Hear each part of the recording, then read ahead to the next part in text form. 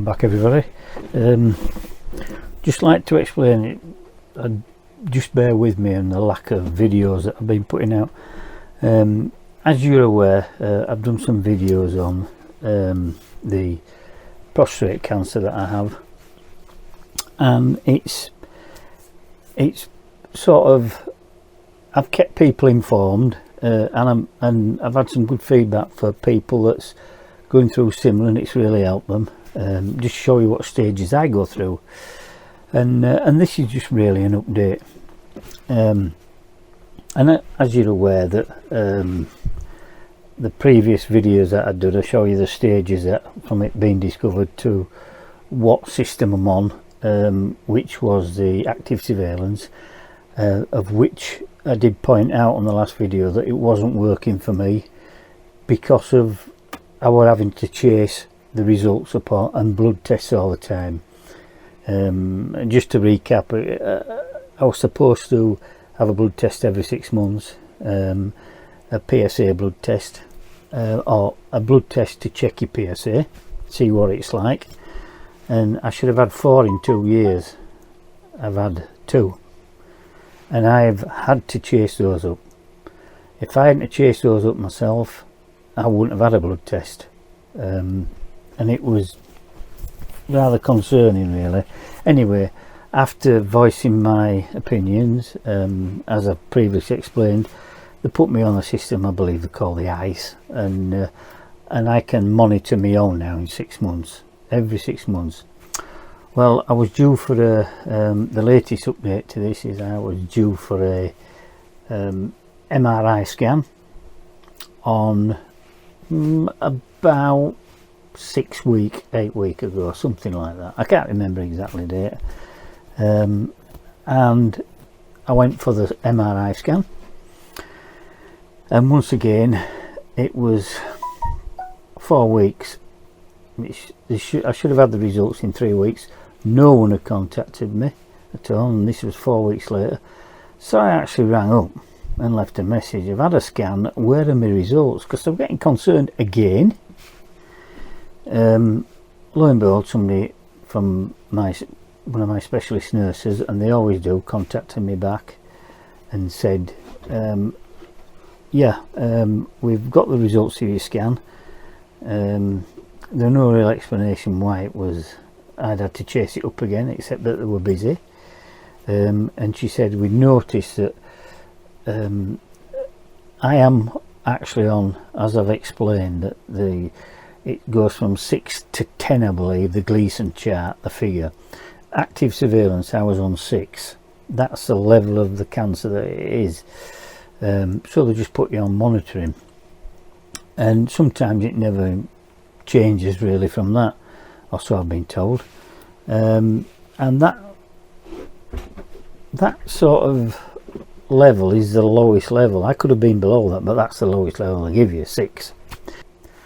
Of course, when she explained, there's been a little bit of a change. So lo and behold, I had to go for another biopsy. And you know, as I've explained before, from the first biopsy I went to, I wasn't a little bit concerned about the biopsy really, because I never felt a thing, no discomfort and nothing. You just pass a little bit of blood, and you're around for a few days after that, but that's it. That's quite common. Nothing. So I'm then waiting for the results of the obviously the biopsy, and I got the results of the biopsy. They contacted me. They said, can you have an appointment, go down to St James's, and Paul Sykes Centre, I believe it is, I go to, and speak to the consultant there. I thought, hey up. Anyway, this time the wife could go with me. During COVID, when it was first discovered, she couldn't go.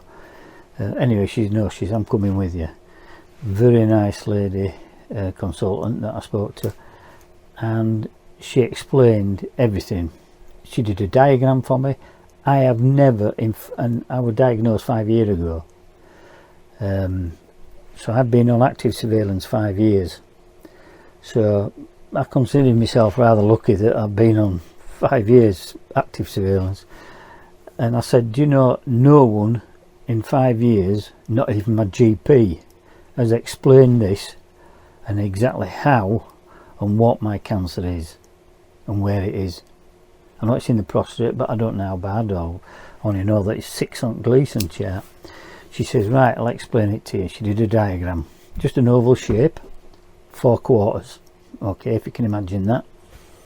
And she said, you were on 6, it's moved to 7 now, so active surveillance isn't really the thing for you. We need to treat you. You've got your cancer in 1/4 or part of that quarter of your prostate, okay. I think in my case it's in my right bottom side of the prostate, because they do divide it up into 4, and it's in there, and she said it's moved to 7, so we're going to think about treatment. And she said there's 4 options really. I said, right, what are they? She said, 1, radiotherapy, which is intensive. You come in over a period of time, you have to have hormone injections to shrink the prostate so that they can attack it, specifically directed at the prostate, nothing else, just at the prostate. And do that. We'll have a family member that's had that done, and he's been 10 years clear, and touch wood, and of course that's open to me.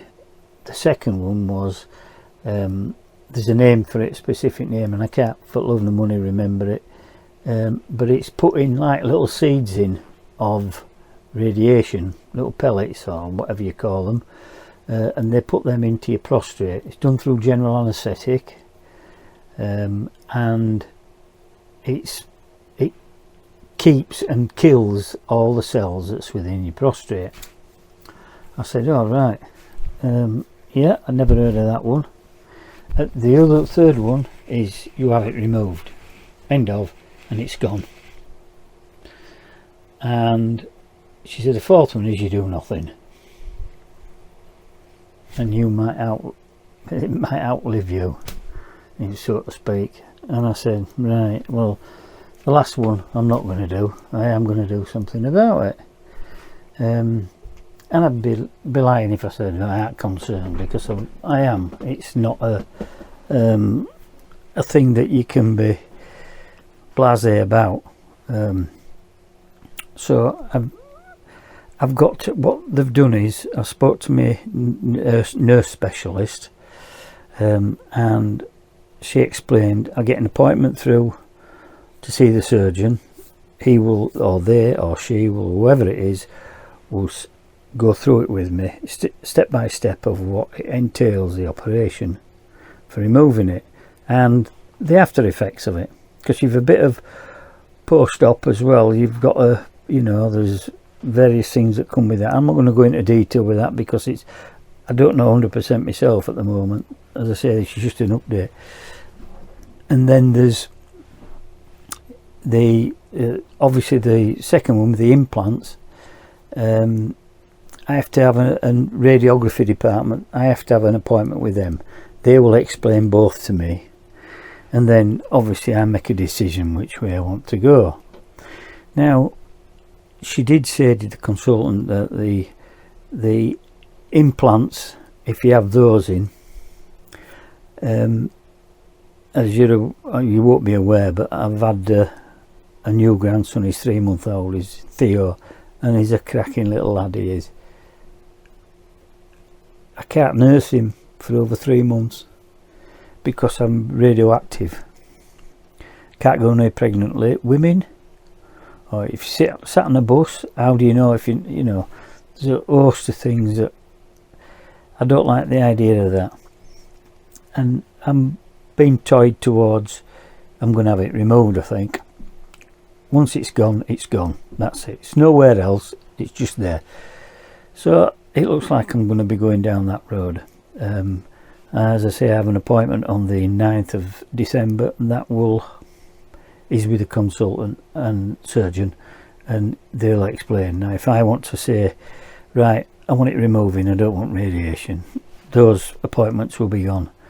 I've an appointment made on the 23rd of December, just before Christmas. That's with the oncology department at St James's.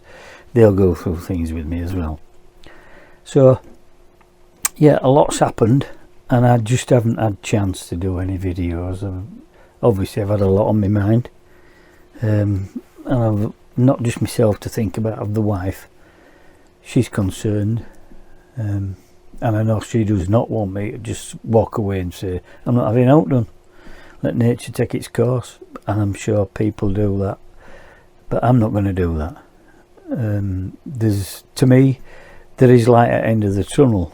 I'm not going to be pessimistic about it. It is what it is. I can't do anything about what I've got.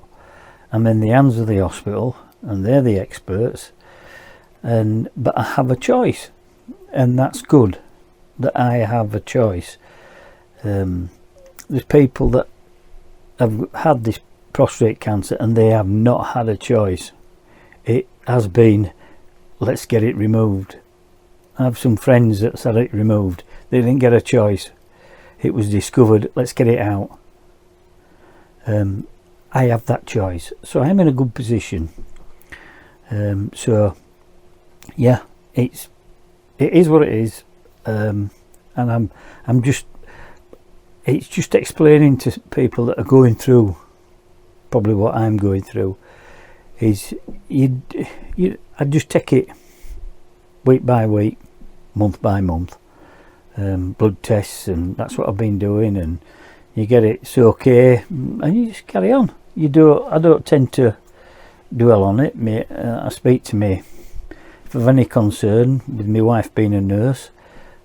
You know, I speak to her. She's seen a lot of it, and patients with it, and recovering from it, and what have you. So yeah, so I just hope it's helped somebody, and I will, whatever I make a decision on, I will let people know, because I've had some lovely comments, and not just on YouTube, from other social media, saying, you know, well done for putting it out, Tony, and you know, letting people know this, how it is, that, and it does help. I've actually spoke to a couple of people on the internet, and they've had similar to me. So I've you know, we've been backwards and forwards, and it is, you're not alone. Don't think you're alone out there, because you're not. It's quite prevalent in men nowadays, and all I can say to you is, if you can get a blood test and get your PSA checked, and you know, for your prostate and what have you, please do it. Don't hang around. Don't be one of these that, well, I'm not going to doctors, I'm not doing this, I'm alright, and this. No, you might not be. Just go get it checked. That's what happened to me, and I found out I got it. And do it before it's too late, because that's what happens as well. Sometimes it's discovered by chance, because you haven't had the, you know, the blood tests. So please, look after all the men out there. Look after yourselves as regards testing for prostate cancer. It's well worth having it done. Right, that's it now. I will keep you updated, and I am going to be doing a video in the next couple of days. I've got a little bit over with now, so I've a bit of free time between my appointments, and I've had quite a lot of questions asked about the K40 CO2 laser that I have. Now that K40 is, I've had it a number of years now, and it works perfect, and people are asking me, they're saying they can get them rather cheap now that are working, but what software would I recommend using? It comes with a laser draw, and it comes with a little memory stick, that has the drivers on for it, and which you need, and you get a Corel Draw form of which links those two software programs. But I don't do that. I have a simpler method, me, and it works every time. And I use K40 Whisperer, simple little program, and I use Inkscape. Design it in Inkscape what I want, and then I save it, and I'll go through all this, and I'll show you it working, and how you can do, you know, different types of engraving, and then you can do a cut on it, and it all works on colours. It recognises colours for each action: red cutting, blue for vector engraving, and black for raster engraving. It's basically all you need. It's, you know, you can put a different board in it and use it for light burn, but I'm not going to do that. It's just basically to just show people what I do and how quick and easy it is, and it works every time. There's no hang-ups with it. So, but anyway, that's it. So I'll leave it at that. Don't forget, like and subscribe. Give me a thumbs up, and please subscribe, because it doesn't cost anything, and I mean, I've an awful lot of videos, but only a short number of subscribers, and I'd like to hit 1,000 if I can. That's my next goal. And please keep the comments coming, and I hope this video that I've done is a update for people, and I hope it helps. So, as I always say, until next time, you be safe, you be careful, and bye for now. Bye.